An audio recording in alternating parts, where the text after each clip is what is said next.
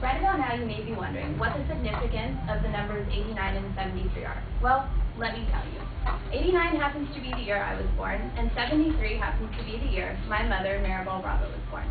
So if you did the math, you can see that my mother was roughly around 16 years old when she had me. Why share that with a class full of students, you may ask? Because today I'm here to inform you about teen pregnancy.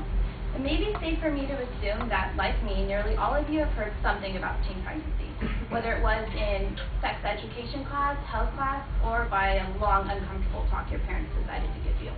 But today we're going to examine the facts. We're going to look at different teen pregnancy statistics.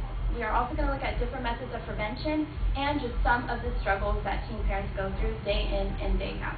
Now, let's start with sex, since sex is the way you get pregnant.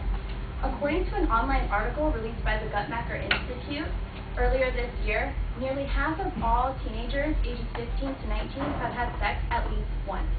Out of this, almost 750,000 teens, well, women, ages 15 to 19 get pregnant.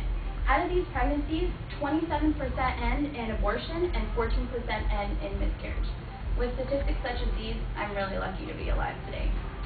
Naturally, my mother made sure that I fully understood any prevention methods possible. Some of the most popular prevention methods include things such as contraceptive or abstinence. Some popular contraceptives include condoms, birth control pills, diaphragms, etc. But according to the Feminist Women Health Center, they say that a sexually active teen that does not use a contraceptive has a 90% chance of getting pregnant within 1 year. And although 9 out of 10 sexually active teens say that they do use contraceptives, it is not always used consistently or correctly. And because there is a chance you can misuse it, people often encourage abstinence. Abstinence is often favored because it's just that easy. Just say no to sex. And according to teengrowth.com, abstinence very well may be the answer. According to a poll that they gave students, 67% of them said that they wish that they would have waited till after high school to have sex. And 94% of them said that they wish that their school gave them a stronger message to abstain, at least till after high school. And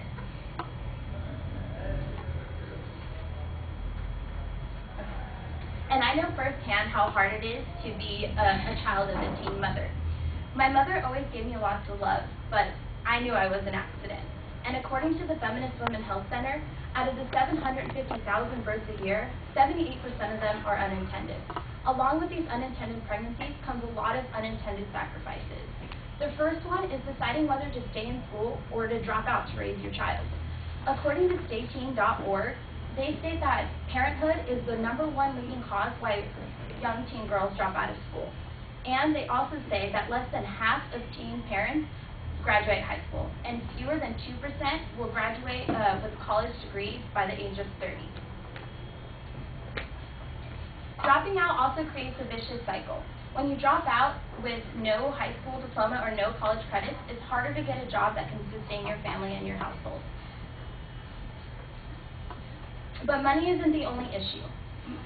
Teens also have to realize that the social aspect of their lives is changed forever. The social aspect of a teen's life drastically diminishes. Instead of going to the mall and hanging out, it's now all about making bottles and changing diapers.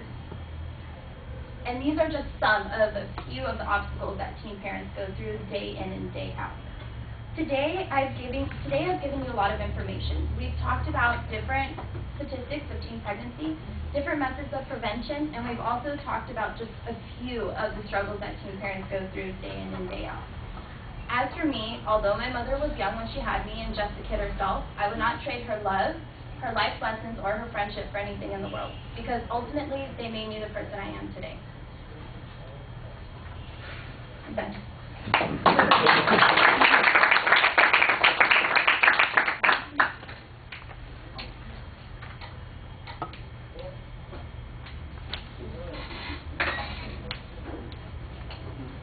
Blanca, what did you think? I thought it was a very interesting topic. I'm sure everybody's very interested in it.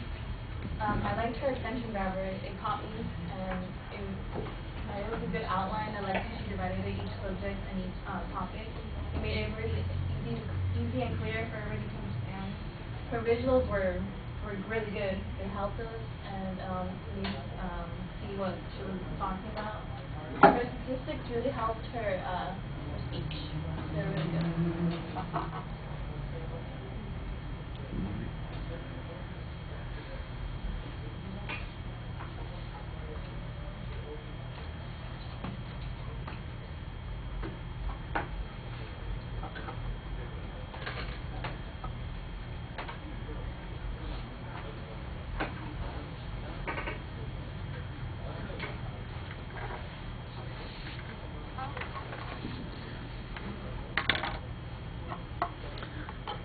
All right. Well, I like the opening very much. I thought it worked very effectively. It gets us involved, makes you have some ethos in the subject.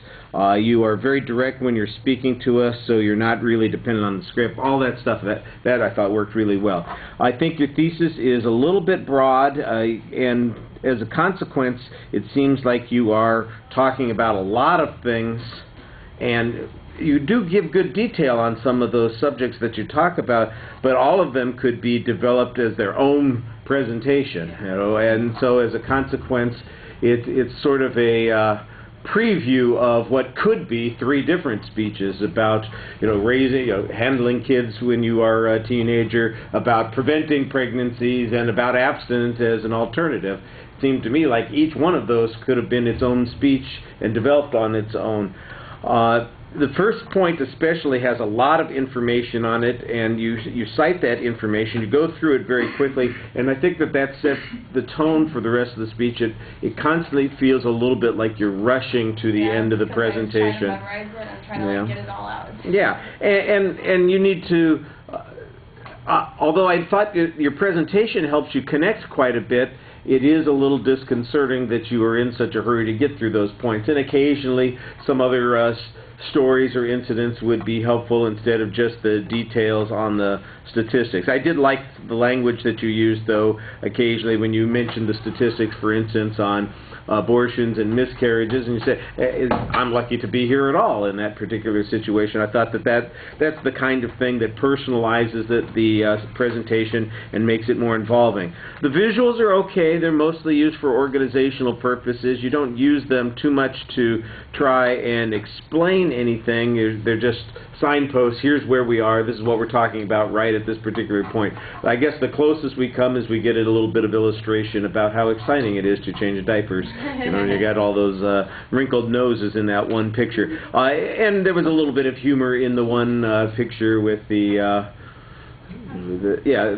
abstinence picture with the chastity belt and all those kinds of things. Everybody got a giggle out of that. So that's good to have in the presentation to keep people involved and remind them that you want them to enjoy what we're looking at and listening to as well.